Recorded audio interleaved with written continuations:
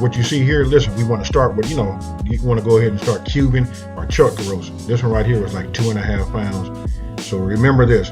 Listen, the size of the chunks or the cubes that you make, that's the size it's going to be. It's going to shrink just a little bit. And right here, I'm just showing you guys, how I did it. You can see the streaks of fat. Listen, we want to trim that. So right here, you see that fat right there? What I'm doing is I'm just cutting it, just trimming it, because you don't want that fat to be, that greasy film, inside of your stew. So just go ahead and cut them. Again, I'm trimming right here. And then again, you just want to go ahead and cut them into whatever size bites you would like for them to be inside of your stew.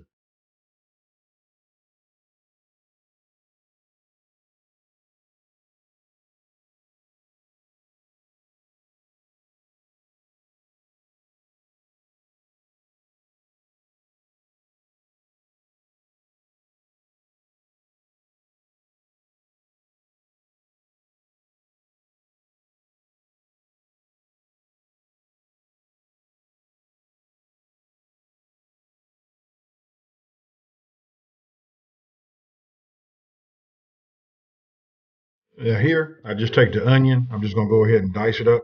And listen, we just want to have a half a cup of diced onions. It doesn't matter. I mean, you can go over a little bit. It's really up to you. Once you made this, you can tailor make this recipe, to fit your needs and fit your taste buds. But right here, we just want to start with just a half a cup of diced onions.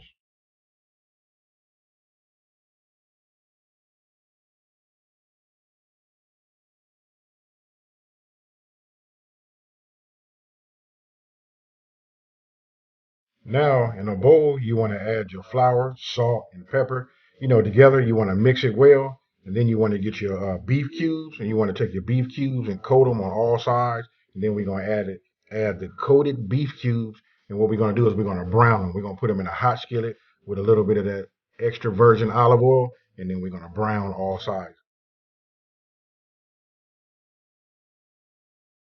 Now you want to add a couple of tablespoons of extra virgin olive oil to your pan. You want to get your pan, you want to bring it up to a medium heat. And then after you finish coating all of your beef cubes, you want to go ahead and add it to the pan. Remember, listen, we just want to brown it. We don't want to cook them. So listen, it's not going to be cooked thoroughly. Sometimes when you flip them over, you're going to be able to see a little bit of red. But what we're doing is we just want to add a little bit of color to our cubes. And that's going to make it, for a great presentation when you're done.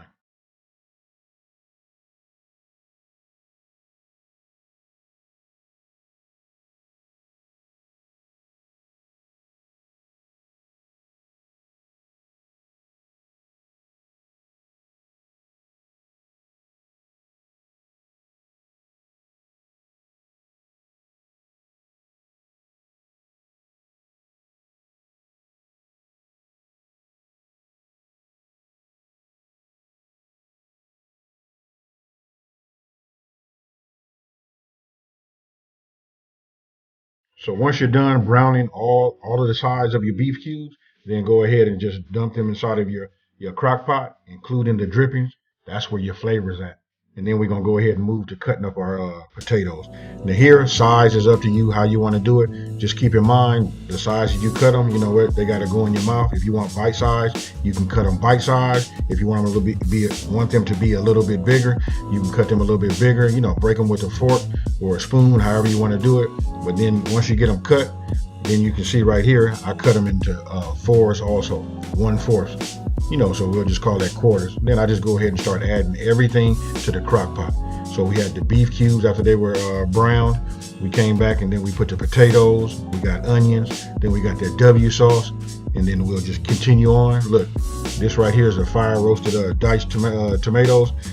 This right here is another little, key pro tip. Using fire roasted tomatoes, that's awesome. Then we come back with dried oregano, and then the rest of the ingredients. You got paprika. And then listen, it's one thing you didn't see me do right here. Listen, I gotta tell you this. Okay, right here you see I'm adding the garlic. That's one garlic clove. I use my spoon, to break it, open it up. And what you did not see me do is I added 3 cups of beef broth. Remember, 3 cups of beef broth, and then you want to stir it and get it all mixed up. And then, finally, then the last thing you do is you add, listen, you can add one. It depends on if the bay leaf is big. It could be one big bay leaf, and you can see the bay leaves I had right there were kind of small, so I went ahead and used just 3. And then right here, listen, I'm setting it. We're gonna cook it on high. I cooked it on high for 5.5 hours. If you want to cook it on low, you double it. So that would have been 11 hours on low.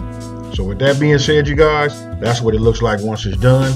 That right there came out real nice. And if it comes out a little bit, a little bit too much liquid, you can always add 2 tablespoons. I call this a slurry. You can mix 2 tablespoons of flour, a tablespoon of butter, in a little water, and then add it to your liquid, and that will help thicken it up, and then cook it for about 15 minutes.